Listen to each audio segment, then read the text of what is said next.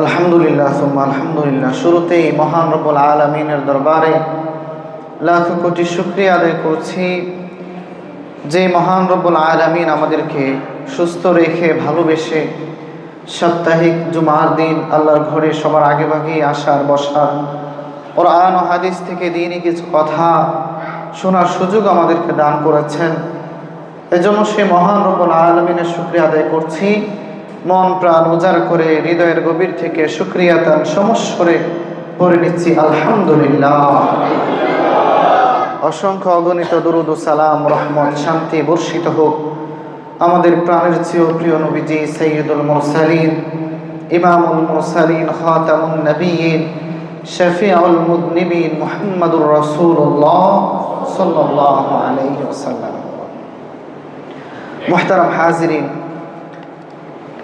আপনাদের সামনে পবিত্র কালামুল্লাহ শরীফ থেকে একটি আয়াত এবং রাসূল সাল্লাল্লাহু আলাইহি ওয়াসাল্লামের অসংখ্য অগণিত নূরানি হাদিস থেকে একটি হাদিস পাঠ করেছি। এই দুইটি আয়াত এবং হাদিসকে সামনে রেখে কিছু কথা আপনাদের সামনে তুলে ধরবো। আল্লাহ তাআলা শোনার মানার আমল করার তৌফিক দান করুন, সকলে বলে আমিন। বর্তমানে আমরা যে মাসটির মধ্যে রয়েছি, আরবিতে বলা হয় এই মাসটিকে জিল অদ। কি মাস?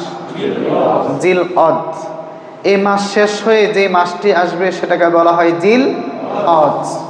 মাশাআল্লাহ, আপনারা সকলেই জানেন এই জিল অদ, জিল হজ, এরপরে মুহররম, এই তিনটা মাসের অনেক বড় সম্মান, অনেক বড় মর্যাদা, অনেক বেশি ফাজাইল রয়েছে। আল্লাহ রাব্বুল আলামিন মাস দিয়েছেন 12টি, কিন্তু এই 12টি মাস থেকে আল্লাহ তাআলা 4টি মাসকে আলাদা করে দিয়েছে। সমাজের মধ্যে, মানুষের মধ্যে সম্মানের দিক দিয়ে তারতম্য আছে না নাই? সবাই কি এক ক্যাটাগরির না? যারা আলেম হয়, হাফেজ হয়, যারা আল্লাহওয়ালা হয়, বুজুর্গানে দিন হয়, ওলি হয়, গাউস আবদাল হয়, তাদের মর্যাদা সবার উপরে। তারপরে এক একভাবে শ্রেণী হয়ে হয়ে সামনের দিকে আসবে। যার যত আমল বেশি ভালো হবে তার ফাজাইল, তার ফজিলত, তার মর্তবা আল্লাহ তাআলার কাছে তত বেশি বৃদ্ধি পাবে। বলি সুবহানাল্লাহ। হাদিস শরীফের মধ্যে এসেছে, রাসূল সাল্লাল্লাহু আলাইহি ওয়াসাল্লাম বলেন, জমিনের মধ্যে যখন কোনো মানুষ ইবাদত করতে করতে আল্লাহ তাআলার বড় প্রিয় হয়ে যায়, দুনিয়ার মানুষ তাকে জানেও না, চিনেও না, কিন্তু হঠাৎ করে দেখা যায় যে তার আমলের মধ্যে যখন চেঞ্জ আসে, সে যখন আল্লাহকে রাজি আর খুশি করায় ফেলে, আল্লাহ তাআলা তখন ফেরেশতাদেরকে ঘোষণা দিতে থাকে, শোনো, ওই যে জমিনের মধ্যে আমার অমুক বান্দা, সে বড় আমলদার, আমি তার প্রতি খুশি, আমি তাকে বড় ভালোবাসি, তোমরাও তাকে ভালোবাসো। বলি সুবহানাল্লাহ। ফেরেশতারা আবার মানুষের মনের মধ্যে এরকম ভাবে এই অনুভূতিটা দিতে থাকে যে এই লোকটার আমল বড় ভালো, এই লোকটাকে আল্লাহ ভালোবাসে, কাজেই জমিনবাসী যারা আছো তোমরা এই ব্যক্তিটাকে ভালোবাসো। বলি সুবহানাল্লাহ।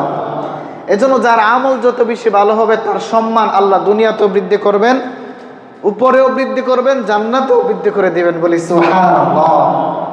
আমার ভাইরা, যেটা বলছিলাম, আল্লাহ তাআলা এই 12টি মাসের মধ্য থেকে 4টি মাসকে আল্লাহ তাআলা আলাদা করে দিলেন।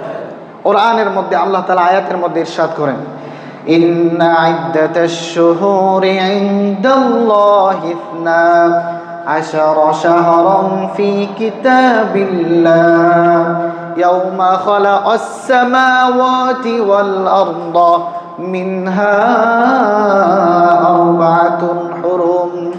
রব্বুল আলামিন বলছেন, যখন আমি আসমান তৈরি করলাম, জমিন তৈরি করলাম, এই আসমান জমির সৃষ্টির পর থেকে নিয়ে আমি আল্লাহ রব্বুল আলামিনের কাছে গণনার দিক দিয়ে আমি আল্লাহ 12টি মাসকে নির্ধারণ করে দিলাম। সুবহানাল্লাহ। মিনহা আরবাআতুন হুরুম, এই 12টি মাস আবার সমান নয়, সেখান থেকে 4টি মাসকে আমি আল্লাহ তাআলা আলাদা করে ফেলেছি। ওই 4টি মাসের সম্মান আর মর্যাদা আমি রব্বুল আলামিনের কাছে বড় বেশি। বলি সুবহানাল্লাহ। আমার ভাইরা, এই 4টি মাস কোনটি? কোরআনের কোথাও নেই, হাদিসে রাসূল সাল্লাল্লাহু আলাইহি ওয়াসাল্লাম স্পষ্ট করে দিয়েছেন। ক্বালান নবিয়্যু সাল্লাল্লাহু আলাইহি ওয়াসাল্লাম, আস-সানাতু 12 শাহরান মিনহা আরবাআতুন হুরুম, 3 মুতাওয়ালিয়াত যুল কাদাতি ওয়া যুল হিজ্জাতি ওয়াল মুহাররম ওয়া রাজাব মুদর আল্লাযী বাইনা জুমাদা ওয়া শাবান। আল্লাহর পয়গম্বর বলেন, as-sanatu 12 শাহরান, বছর হয় 12টি মাসে। এই 12টি মাসের মধ্যে আল্লাহ তাআলা 4টি মাসকে সম্মানিত করেছেন। এই 4 মাসের মধ্যে 3টি মাস হলো ধারাবাহিকভাবে, 1 নাম্বার হলো জিলকদ, 2 নাম্বার জিলহজ, 3 নাম্বার হলো মুহররম, আর 4র্থ নাম্বার হলো রজব মাস, যেটা বাইনা জুমাদা ওয়া শাবান, জুমাদাল আখিরা এবং শাবানের মধ্যবর্তী মাস। আমার ভাইরা, প্রথম যে 3টি মাস আছে, এই 3টি মাসের মধ্যে প্রথম যে মাস জিলকদ, এই মাসটা আমাদের মধ্যে চলে এসেছে, চলে যাচ্ছে, আমরা অবস্থান করছি। আল্লাহ তাআলা আমাদেরকে তৌফিক দিয়েছেন, এই জন্য সকলে পড়ে নিচ্ছে আলহামদুলিল্লাহ। জিলকদ মাস শেষের দিকে, আজকে 24 তারিখ, হয়তো আগামী জুমা আমরা জিলকদে পাবো না, জিলহজ আমাদের মাঝে চলে আসবে। এই জন্য সম্মানিত মাস আল্লাহ তাআলা আমাদেরকে দান করেছেন। অন্যান্য মাসে গুনাহ করলে যেরকমভাবে অপরাধ করলে গুনাহের মাত্রাটা কম হয়, এই মাসে গুনাহ করলে গুনাহের মাত্রাটা বেশি হয়। অন্য মাসে সওয়াব আমল করলে সওয়াব কম হয়, এই মাসে আমল করলে সওয়াব বেশি হয়। বলি সুবহানাল্লাহ। কাজে যেই মাসে আমল করলে সওয়াব বেশি হয়, ওই মাসে গুনাহ করলে গুনাহও বেশি হয়। ঠিক কিনা বলেন? এজন্য জিলকদ মাস শুরু হয়েছিল, শেষ হয়ে যাচ্ছে, জিলহজ আসছে। এই মাসগুলো আমাদেরকে বড় সাবধান থাকতে হবে। কি কি আমল করতে হবে সেটি নিয়ে আজকের আলোচনা। আল্লাহ তাআলা শোনার আমল করার তৌফিক দান করেন, সকলে বলে আমিন। আমার ভাইরা, 12টি মাস থেকে আল্লাহ তাআলা 4টি মাসকে আলাদা করে দিলেন। প্রথম যেই 3টি মাস জিলকদ, জিলহজ, মুহররম, এই 3টি মাস ব্যাপী আমরা জানি যে ইসলামের ইতিহাসে সবচেয়ে বড় উৎসব মুখর যে ইবাদত, সেটি হচ্ছে হজ। সেটি কি? আরো জোরে বলেন না, সেটির নাম কি? হজ। এই হজের মাসকে আবর্তিত হয়েছে জিলকদ, জিলহজ, মুহররমকে নিয়ে। যদিও হজ পালন হয় জিলহজ মাসের 10 তারিখ, কিন্তু এটার আবহ তৈরি হয় পুরো পৃথিবী থেকে মানুষজন হজ্জে বাইতুল্লাহর জন্য যাওয়া শুরু করে দেয় জিলকদ মাস থেকে, শাওয়াল মাস থেকেই। ঠিক কিনা বলেন? এখন তো আধুনিকতার যুগ, মানুষ চাইলে 10 দিন আগে, 1 সপ্তাহ আগে, 1 দিন আগেও যেতে পারে। কিন্তু যখন ঘোড়ার যুগ ছিল, উটের যুগ ছিল, সমুদ্র মাধ্যমে মানুষ এরকমভাবে 6 মাস ব্যাপী সমুদ্র পাড়ি দিয়ে তারপর হেজাজে পৌঁছতো, ওই সময়টা ছিল ব্যাপকভাবে কষ্টের। আল্লাহ তাআলা এখন সহজ করে দিয়েছেন, বিমানের মাধ্যমে অল্প সময়ের ব্যবধানে হজ্জে বাইতুল্লাহর জন্য যাওয়া যায়। যিনি সহজ করে দিয়েছেন তিনি কে? আরো জোরে বলতে হবে, তিনি কে? কিন্তু হজের আবহ তৈরি হয়ে যায় শাওয়াল মাস থেকেই, জিলকদ, জিলহজ, মুহররম। এই জন্য এই 3টা মাসকে আল্লাহ তাআলা হারাম করে দিয়েছেন, সম্মানিত করেছেন, যুদ্ধ বিগ্রহ সব হারাম করেছেন। মানে এই মাসে মানুষ অনেক দূর থেকে, দূর দূরান্ত থেকে সফর করে আসবে, প্রতিমধ্যে তাদের উপর আক্রমণ করা, তাদের উপর কোনো রকমের জুলুম করা, ডাকাতি করা, সব আল্লাহ তাআলা হারাম করে দিয়েছেন। আপনারা জানেন আইয়ামে জাহিলিয়াতের মধ্যে, রাসূল সাল্লাল্লাহু আলাইহি ওয়াসাল্লামের জমানায়ও জাহিলিয়াতের মধ্যে সবচেয়ে বেশি যুদ্ধ বিগ্রহ ছিল। এজন্য এই 3টি মাসকে সম্মানিত করে আল্লাহ তাআলা জানিয়ে দিলেন, যা করো তা করো, কিন্তু এই মাসগুলো যখন চলে আসবে, হজের মাস, সাবধান, এই মাসে কোনো ধরনের যুদ্ধ বিগ্রহ করা যাবে না, সম্পূর্ণ নিষেধ। এই জন্য প্রথম 3টি মাস আল্লাহ তাআলা হজকে উপলক্ষ করে সম্মানিত করেছেন, আর রজব মাসকে আল্লাহ তাআলা সম্মানিত করেছেন উমরার জন্য। এই জন্য যারা উমরা করে, রজব মাসে উমরা করলে অনেক বেশি সওয়াব। সেদিকে আমরা যাচ্ছি না। জিলহজ মাস আমাদের একদম অতি নিকটে, হয়তো আগামী জুমাতেই আমরা জিলহজ মাসে পেয়ে যাব। এজন্য জিলহজ মাসকে উপলক্ষ করে কিছু কথা আপনাদের সামনে আজকে তুলে ধরব। জিলকদ মাস থেকে হজের প্রস্তুতি শুরু হয়ে যায়। জিলহজ মাস যখন শুরু হয়ে যাবে, ওই জিলহজ মাস আসার পরে বান্দার জন্য পেছনে ফিরে তাকানোর আর কোনো সুযোগ নাই, বরং ইবাদতের প্রতি মনোযোগ হতে হবে। আল্লাহ তাআলা কোরআনের মধ্যে বিষয়টা জানিয়ে দিয়েছে। রব্বুল আলামিন বলেন, ওয়াল ফাজরি ওয়া লায়ালিন আশর ওয়াশ-শাফঈ ওয়াল ওয়াতর ওয়াল লাইলি ইযা ইয়াসর। আমার বন্ধুগণ, রব্বুল আলামিন যখন কোন দিবসের, কোন দিনের, কোন বস্তুর, কোন জায়গার কসম খান, ওই জায়গাটার, ওই বস্তুটার বড় সম্মান আল্লাহ তাআলার কাছে হয়। এই আয়াতের মধ্যে আল্লাহ রব্বুল আলামিন ফজরের যেই কসম খেয়েছেন, এটা সাধারণ কোনো ফজর নয়।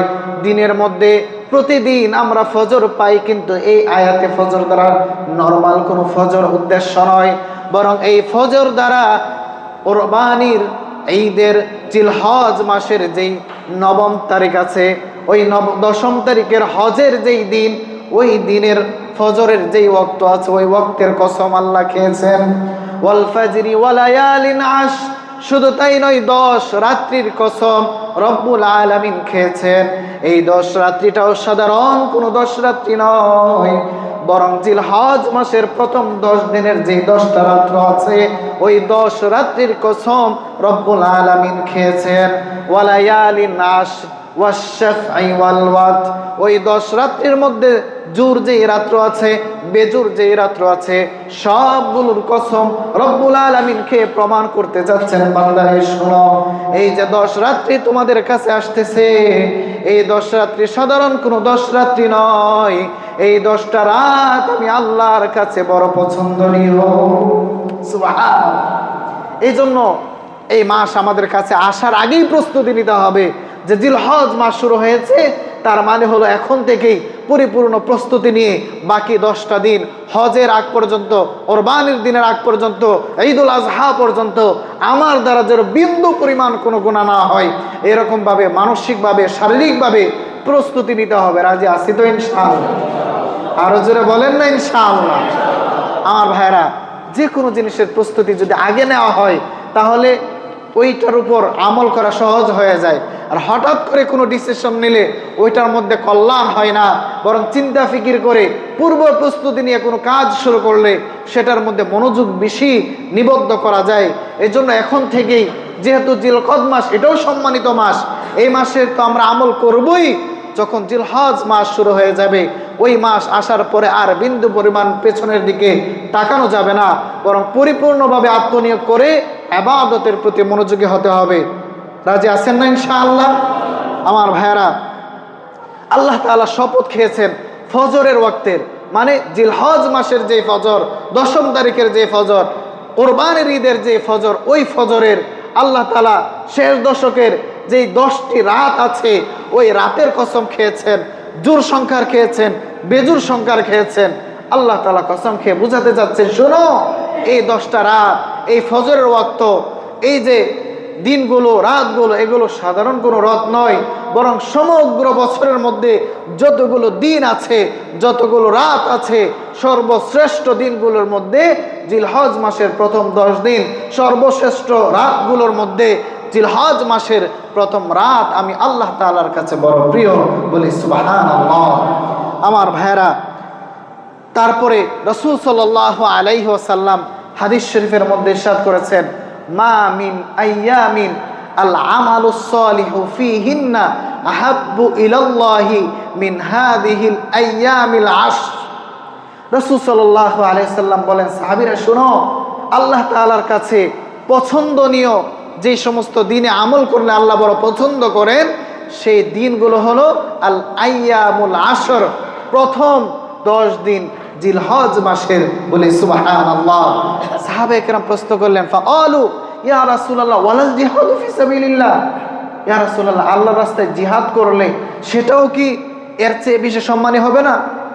রাসূল সাল্লাল্লাহু আলাইহি ওয়াসাল্লাম বলেন, লা ওয়ালাল জিহাদু ফি সাবিলিল্লাহ, না, জিহাদ করলেও এই 10 দিন 10 রাত্রির সমান হবে না।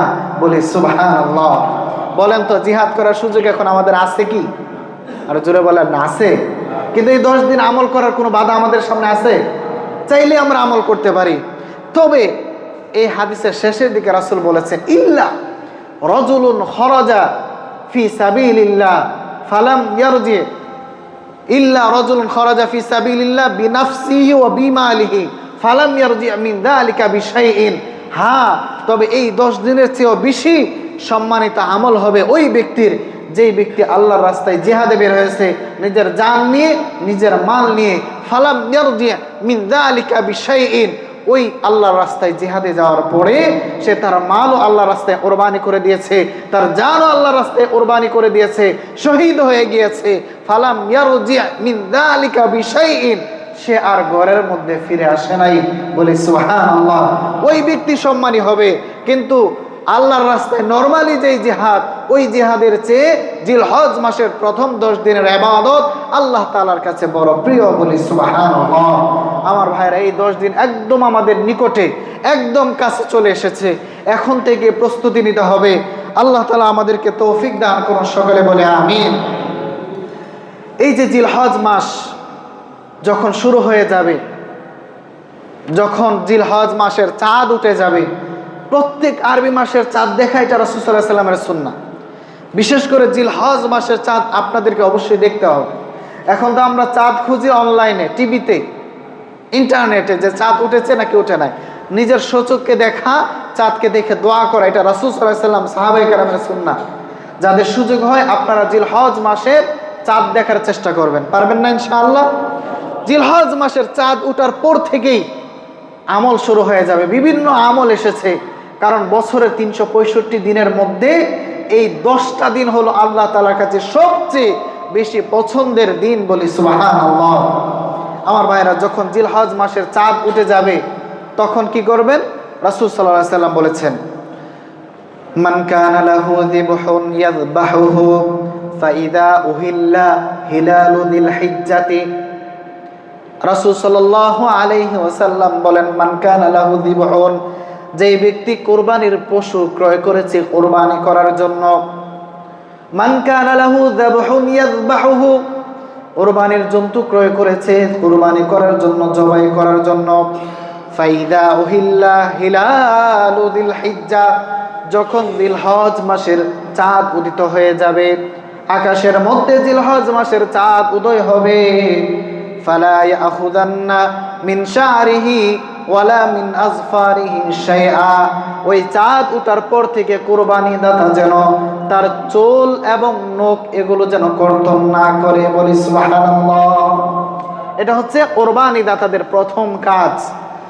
কাজেই আমরা যারা কুরবানি করব, মনে মনে নিয়ত আছে না ইনশাআল্লাহ? কথা বলেন না, আছে তো নাকি?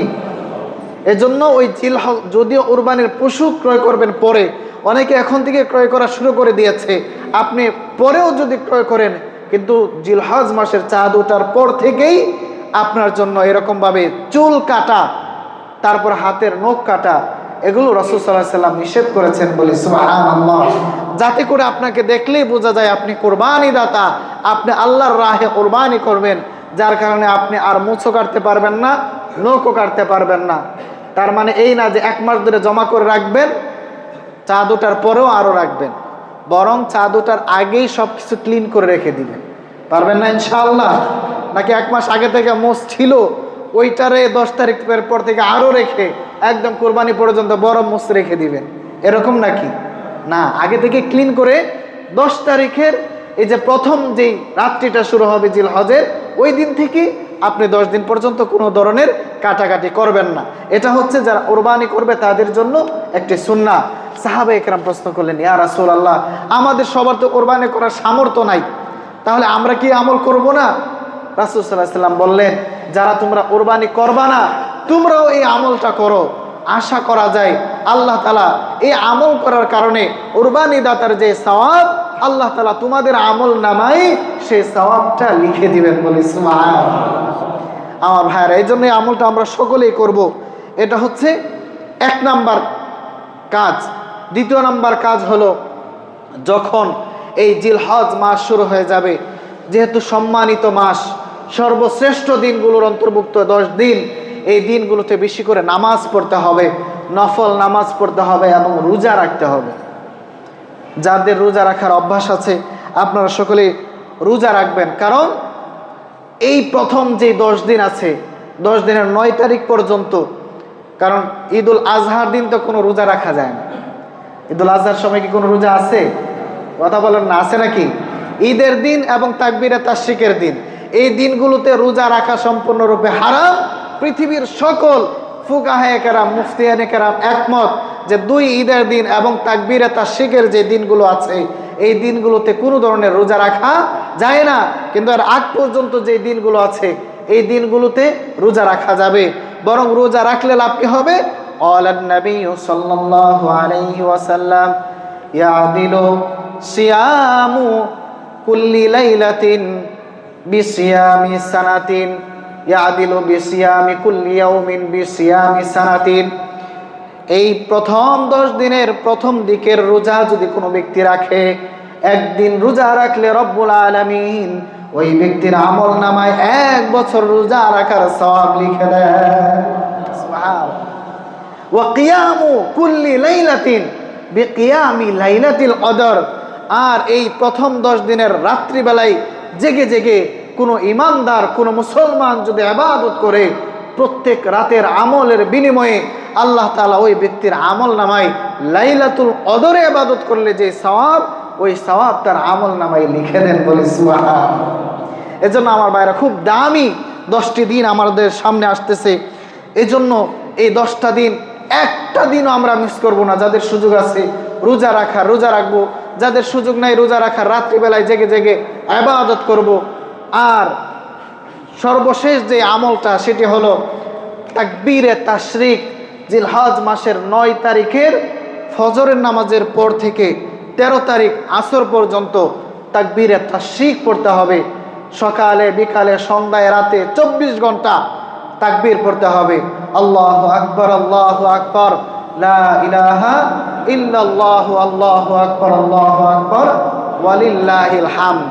এই তাকবীরটা আমরা পারি না সকলে? আমাদের মা বোনদেরকে গিয়ে বলে দিবেন যে জিলহজ মাস সামনের জুমার আগেই শুরু হয়ে যাবে। 9 তারিখের ফজরের পর থেকে নিয়ে 13 তারিখ আসর পর্যন্ত এই তাকবীরে তাশরিক আমরা প্রেরণ করব। আর রব্বুল আলামিনের বরত্বের প্রকাশ করব। কারণ ইব্রাহিম আলাইহিস সালাতু ওয়াস সালাম যখন শিশুপুত্র ইসমাঈল আলাইহিস সালামের গলার মধ্যে ছুরি চালিয়ে দিবেন, যদিও এই রওয়ায়াতটা ফুকাহায়ে কেরাম বর্ণনা করেছেন, মুহাদ্দিসিনে কেরাম এটার সনদ নিয়ে কিছুটা দ্বিধান্বিত আছেন। ফুকাহায়ে কেরাম বলেছেন যে এটার মর্তবা বা এটার রহস্য এরকম যে যখন ইব্রাহিম আলাইহিস সালাতু ওয়াস সালাম শিশুপুত্র ইসমাঈল আলাইহিস সালামের গলার মধ্যে ছুরি চালাতে যাবেন, জিবরিল আলাইহিস সালাতু ওয়াস সালাম যখন জান্নাতি ওই দুম্বা নিয়ে রওনা হলেন যে ইসমাঈল আলাইহিস সালামের জায়গায় রেখে দিবেন, ওনার তখন মনের মধ্যে চলে আসলো যে এরকম তো হতে পারে আমি পৌঁছার আগেই যদি ইসমাঈলের গলার মধ্যে ছুরি চলে যায় তাহলে তো সে জবাই হয়ে যাবে। এই ধারণা থেকে সে আল্লাহু আকবার, জিবরিল আলাইহিস সালাম বললেন। এই আল্লাহু আকবরের ধ্বনি শুনে ইব্রাহিম আলাইহিস সালাতু ওয়াস সালাম বললেন লা ইলাহা ইল্লাল্লাহু, আল্লাহু আকবার। উনার এই কথা শুনে ইসমাঈল আলাইহিস সালাম বললেন ওয়ালিল্লাহিল হামদ, মানে সকল প্রশংসা শুধুমাত্র কেবলমাত্র একজনের, তিনি কে? আরো জোরে বলতে হবে, তিনি কে? আল্লাহ তাআলা। তারপর থেকেই এটাকে তাকবীরে তাশরিক হিসাবে মুসলমানদের জীবনে রাসূল সাল্লাল্লাহু আলাইহি সাল্লাম দিয়ে দিলেন যে শেষ দশকের এই তাকবীরে তাশরিকের আমল আমরা সকলেই করব। আর বলিষ্ঠ কণ্ঠে এটা আমরা জানান দিব যে আল্লাহ তাআলার চেয়ে বড় সত্তা, আল্লাহ তাআলার চেয়ে বড় ক্ষমতাবান পৃথিবীর মধ্যে কোনো সত্তা নেই। ঠিক কিনা বলেন? আমরা বিশ্বাস করি পৃথিবীর যত রাজাই হোক, পৃথিবীর যত পাওয়ারফুল মানুষই হোক, আল্লাহ তাআলার ক্ষমতার সামনে বিন্দু পরিমাণ ক্ষমতা তার নাই। ঠিক কিনা বলেন? কারণ রব্বুল আলামিন পুরা পৃথিবীকে ধ্বংস করতে বেশি সময় লাগবে না, কুন বলবেন ফায়াকুন হয়ে যাবে। ঠিক কিনা বলেন? কাজে আল্লাহ তাআলার সামনে কোনো রাজা, কোনো মানুষের বাহাদুরি চলে কি?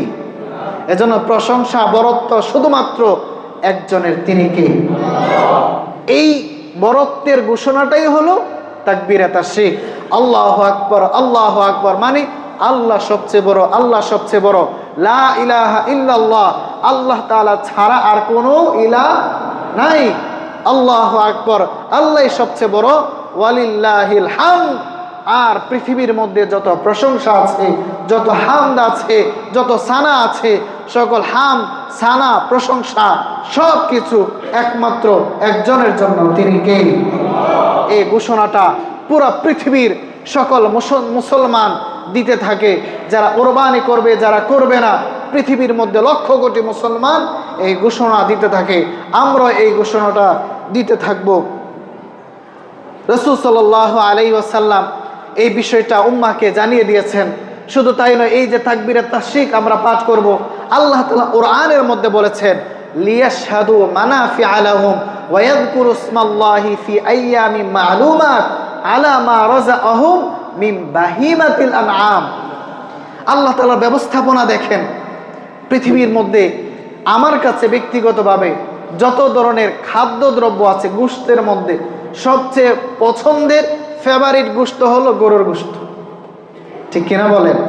আপনাদের কাছে জানি না, আপনাদের কাছে কোনটা? আর জুড়ে বলেন না। গরুর গোশত আমাদের সবচেয়ে পছন্দের খাবার, এটা ঘোষণা দেওয়া এখন ঈমানের আলামত। ঠিক কিনা বলেন? কারণ বাংলাদেশে আমরা দেখেছি কোরবানির সময় ছাড়া বিভিন্ন হলে, ক্যান্টিনে, বিভিন্ন জায়গায় গরুর গোশত খাওয়াকে নিষেধ করে দেওয়া হয়, বারণ করে দেওয়া হয়। এইরকম ঘটনা বাংলাদেশে আছে না নাই? আমরা বলতেছে কোরবানির গোশত, গরুর গোশত আল্লাহ আমাদেরকে হালাল করে দিয়েছেন, হালাল খাদ্য খাবো। পৃথিবীর কোনো মানুষের ক্ষমতা নাই হালাল থেকে আমাদেরকে বারণ করার। ঠিক কিনা বলেন? কারণ আপনারা জানেন, আমরা যখন গরুর গোশত খাই, আমাদের আরেক বন্ধু প্রতিম দেশ, এখন আর বন্ধু বলা যাবে না, ওদের গায়ে বড় আগুন জ্বলে। ঠিক কিনা বলেন? কারণ আমরা খাই আল্লাহ দেওয়া হালাল বিধানকে, আর ওরা বলে ওদের মারে আমরা খেয়ে ফেলি। নাউজুবিল্লাহ বলবেন না? যদি গাভী ওদের মা হয়, তাহলে ষাঁড় ওদের কি হয়? ষাঁড় আর গাভীর মিলনে কোনো মানুষ হয়? আর জুড়ে বলেন না, মানুষের জন্ম হয়। কাজেই এটা দ্বারাই বোঝা যায় যে ওদের ধর্মের কোনো ভিত্তি নাই। ঠিক কিনা বলেন? আল্লাহ তাআলা কত চমৎকার নিজাম। এই আয়াত আল্লাহ বলছেন লিয়াশহাদু মানাফিআ লাহুম ওয়া ইয়াযকুরু ইসমাল্লাহি ফি আইয়ামিন মা'লুমাত আলা মা রাযাআহুম মিন বাহিমাতিল আনআম। এই আয়াতটা নিয়ে যদি আপনি একটু রিসার্চ করেন, যারা একটু পড়ার আগ্রহ আছে, তাফসিরে গিয়ে দেখবেন যে এই আয়াতে আল্লাহ তাআলা বলছেন চতুষ্পদ জন্তু, যেগুলো গরু আছে, বেড়া আছে, বকরি আছে, দুম্বা আছে, ছাগল আছে, এই জন্তুগুলো আল্লাহ তাআলা বলছেন লিয়াশহাদু মানাফিআ লাহুম ওয়া ইয়াযকুরু ইসমাল্লাহ, আল্লাহ তাআলার নাম নিয়ে তোমরা তাকবীর দিবে। কেন? আলা মা রাযাআহুম মিন বাহিমাতিল আনআম, আমি আল্লাহ তাআলা তোমাদের জন্য চতুষ্পদ জন্তু, গরুর গোশত, উটের গোশত তোমাদের জন্য হালাল করে দিয়েছি বলে সুবহানাল্লাহ। আল্লাহ তাআলা গরুর গোশতের সুস্বাদু খাবার আমাদেরকে খাওয়ায়, আর পক্ষান্তরে ওদেরকে এই গরুর গাভীর মুখ খাওয়ায়। ঠিক কিনা বলেন? আমি কিছু ভিডিও দেখছিলাম আর হাসতেছিলাম, কতটা নাদান হলে এরকমটা করতে পারে। ডাইরেক্ট ওই গরুর প্রস্রাব মুখের মধ্যে নিচ্ছে আর বলতেছে যে এটা খাইলে আমার দেহের মধ্যে আর কোনো ধরনের রোগ বালাই আসবে না, বলি নাউজুবিল্লাহ। অথচ বিজ্ঞান প্রমাণ করেছে যে এই প্রস্রাবের মধ্যে কত ধরনের রোগ জীবাণু যে থাকে, এটা এখনো ওরা গণনা করে শেষ করতে পারে। ডাইরেক্ট দেখছি যে গরু যে গোবর আছে হাত দিয়ে নিয়ে মুখের মধ্যে দিয়ে এমন একটা ভাব, মনে হচ্ছে যে অমৃত খাচ্ছে। নাউজুবিল্লাহ বলবেন না? অথচ আল্লাহ তাআলা আমাদেরকে এই কিছু থেকে হেফাজত করে, ইসলাম দিয়ে সম্মানিত করে গরুর গোশতটাকে, সুস্বাদু এই খাবারটাকে আমাদের জন্য হালাল করেছেন। আর আল্লাহ তাআলা বলছেন বান্দা গরুর গোশত খাবা, এমনি এমনি খাবা, বিষয়টা এরকম না, এটা হালাল করে দিয়েছি, খাও, মন ভরে খাও, কিন্তু সাথে সাথে ওয়ায়াযকুরু ইসমাল্লাহ, আমি আল্লাহর নাম নিতে হবে, তাকবীরে তাশরিক করতে হবে। তাকবীরে তাশরিকের মাধ্যমে আমি আল্লাহর বরত্ব জাহির করতে হবে, প্রকাশ করতে হবে। ঠিক কিনা বলেন? এজন্য আমার ভাইরা, যেখানেই বাধা হবে সেখানেই গরুর গোশত, গরু জবাই করে জিয়াফত করা হবে। ঠিক কিনা বলেন? আপনারা দেখেছেন বাংলাদেশে অনেক জায়গায়, যে সকল জায়গায় গরুর গোশতকে নিষেধ করা হয়েছিল, যারা গরুর গোশতের বিপক্ষে আওয়াজ তুলেছিল, যারা কোরবানি আসলে পশুর প্রতি তাদের মায়া জেগে যায়, এরকম পশুপ্রেমী সমাজের মধ্যে আছে না নাই? ওরা নামদারে পশুপ্রেমী। অথচ ওই দিন আমি একটা ভিডিওতে দেখলাম, হিন্দুরা বলি করার সময় একটা জীবন্ত খাসি, ওইটাকে আগে রাসূল সাল্লাল্লাহু আলাইহি ওয়াসাল্লাম, দেখেন সামনে এটা আপনাদের বিস্তারিত আলোচনা হবে আরেক জমায়, যে জবাইয়ের সময় রাসূল বলেছেন ছুরিটাকে ভালো করে দাঁড় করে তারপরে জবাই করতে হবে, যাতে করে তার কষ্ট না হয়। আম্মা জান আয়েশা এই হাদিসটা রওয়ায়াত করেছেন। অথচ আমি দেখলাম যে ওরা গরু জবাইয়ের ক্ষেত্রে খুব বিরোধিতা করে, কিন্তু এই যে পশু বলির নামে জীবন্ত একটা পশুকে তারা আস্তে করে অল্প অল্প করে এটাকে জবাই করছে। টেনে হিসড়ে ওর পাগুলোকে আলাদা করে দিচ্ছে। এগুলো নিয়ে ওই পানি প্রেমীদের মধ্যে, পশু প্রেমীদের মধ্যে কোনো ধরনের মায়া কান্না নাই। কোরবানি আসলে ওদের মধ্যে যত মায়া কান্না, মুসলমানদেরকে মেরে শেষ করে দেওয়া হচ্ছে, লক্ষ লক্ষ মুসলমানদেরকে শহীদ করে দেওয়া হচ্ছে। ওদের এই মানব প্রেমী ওদের মধ্যে এই মনোভাব দেখা যায় না, কিন্তু কোরবানির সময় আসলে পশু প্রেম ওদের ভিতরে জেগে যায়। ঠিক কিনা বলেন? আমরা বিশ্বাস করি আল্লাহ আমাদের জন্য হালাল করে দিয়েছেন। এই পশুগুলোকে সেন্সকে আল্লাহ তাআলা এমনভাবে তৈরি করেছেন, ওরা বিশ্বাস করে, ওদের ভেতরে এই অনুভূতিটা আছে যে মানুষের জন্য, আল্লাহর জন্য কোরবান হয়ে যাওয়ার মধ্যেই মানুষের জন্য, প্রাণীর জন্য সবচেয়ে বড় সফলতা। ঠিক কিনা বলেন?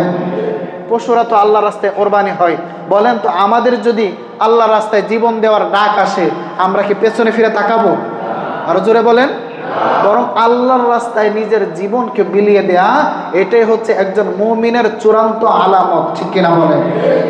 কারণ আমরা দেখেছি যারা আল্লাহর রাস্তায় শহীদ হয়, আল্লাহর রাহে জীবনকে বিলিয়ে দেয়, ওরা আসলে মরে না, বরং আল্লাহ তাআলা নিজে বলেন বালহুম আহিয়া, বাল আহিয়া, তারা বরং জীবিত, ওয়ালা কিল্লা তাশউরুন, কিন্তু তোমরা অনুভব করতে পারো না। তোমরা মনে করো আল্লাহর রাস্তায় শহীদ হয়ে তারা মারা গেছে। না না, তারা তো মারা যায় নাই, বরং তারা জীবিত। জান্নাতের সবুজ পাখি বানায়া আল্লাহ তাআলা জান্নাতের মধ্যে তাদেরকে ছেড়ে দেবে। জান্নাতের এক গাছ থেকে আরেক গাছে তারা উড়ে উড়ে যাবে, আর জান্নাতের নাজ নিয়ামত, ফল মূল তারা এরকম ভাবে খেতে থাকবে। বলি সুবহানাল্লাহ। আমার ভাইরা, এজন্য আমরা এখন থেকেই যেই 10টি দিন আমাদের সামনে সম্মানিত দিন চলে আসতেছে, এই 10টা দিন আমরা প্রথম দিন থেকেই যারা কোরবানি করব, যারা করব না, আমাদের নখ, আমাদের চুল এগুলোকে কাটবো না। তারপরে হচ্ছে বেশি করে নামাজ পড়ব, রোজা রাখবো। তারপরে তাকবীরে তাশরিকের সময় আসলে তাকবীরে তাশরিক আমরা পাঠ করব। তারপরে সর্বশেষ এই 10 দিনের শেষের যে দিন, অর্থাৎ কোরবানির আগের দিন, যেটাকে 9 জিলহজ বলা হয়, এই 9 জিলহজের আরেকটি নাম হচ্ছে ইয়াউমে আরাফা। সকলে বলেন কি নাম? ইয়াউমে আরাফা। এই দিনটার এত বড় সম্মান আর ফজিলত, রাসূল সাল্লাল্লাহু আলাইহি সাল্লাম বলেন মা মিন ইয়াউমিন আহাব্বু ইলাল্লাহ মিন ইয়াউমি আরাফা। আল্লাহ তাআলার কাছে পুরো বছরের মধ্যে সর্বশ্রেষ্ঠ যে দিন, ওই দিনটি হলো আরাফার দিন। বলি সুবহানাল্লাহ। এই দিনটা আমাদের সামনে অপেক্ষা করছে। এই আরাফার দিনে রোজা রাখা, আরাফার দিনে এরকমভাবে আল্লাহ তাআলার ইবাদত করা, আরাফার দিনে বেশি বেশি করে এরকমভাবে জিকির আজকার করা, কোরআন তেলাওয়াত করা, এটা আমাদের জন্য খুবই জরুরি। আরাফার দিনকে আরাফার দিন বলে নামকরণের বিভিন্ন কারণ এসেছে। এর মধ্যে একটি কারণ হলো, আপনারা সকলেই জানেন, জান্নাত থেকে যখন আল্লাহ তাআলা আমাদের আদিমাতা হাওয়া আলাইহিস সালাম এবং আদি পিতা আদম আলাইহিস সালাম দুইজনকে পৃথিবীতে প্রেরণ করেন, বলেন তো একসাথে প্রেরণ করেছিলেন না দুইজনকে দুই জায়গায়? সকলে জানেন না এটা?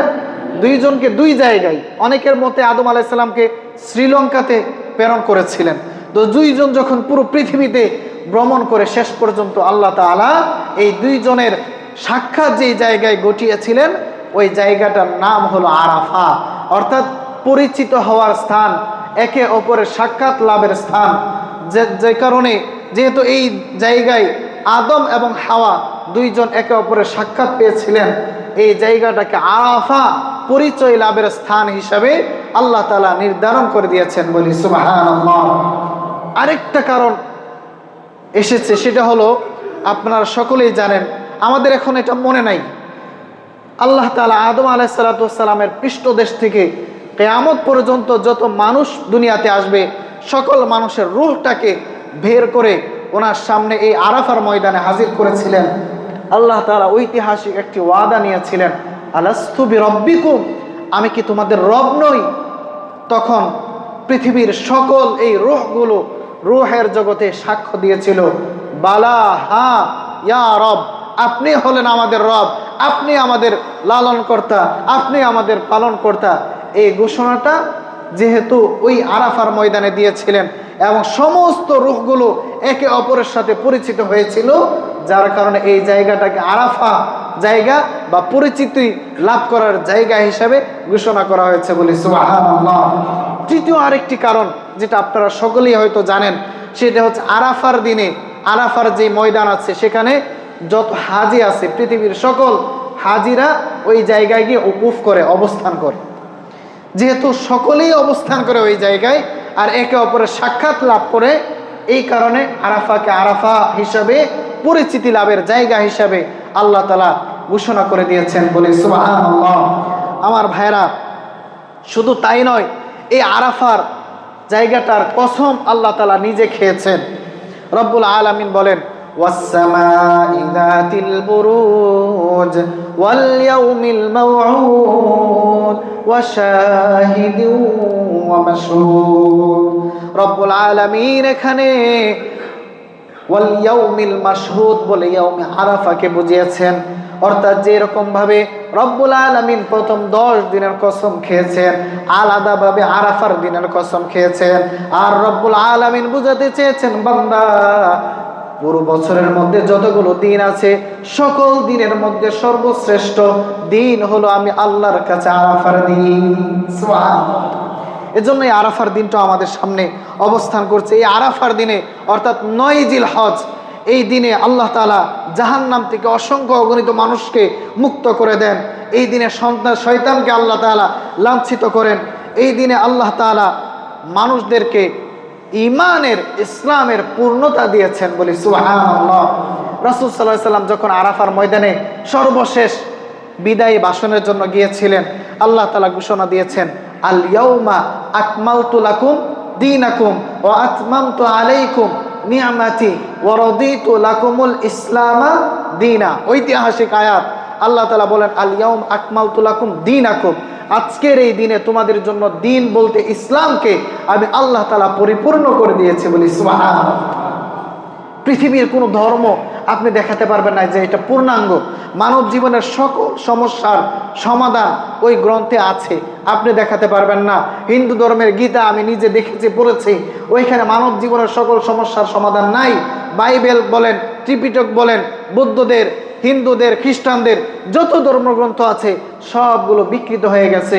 ইসলাম ধর্মকে আল্লাহ তাআলা কিয়ামত পর্যন্ত পূর্ণাঙ্গ মানব জীবনের সমাধান হিসাবে, মানব জীবনের পূর্ণাঙ্গ সংবিধান হিসাবে আল্লাহ তাআলা ঘোষণা দিয়েছেন, বলি সুবহানাল্লাহ।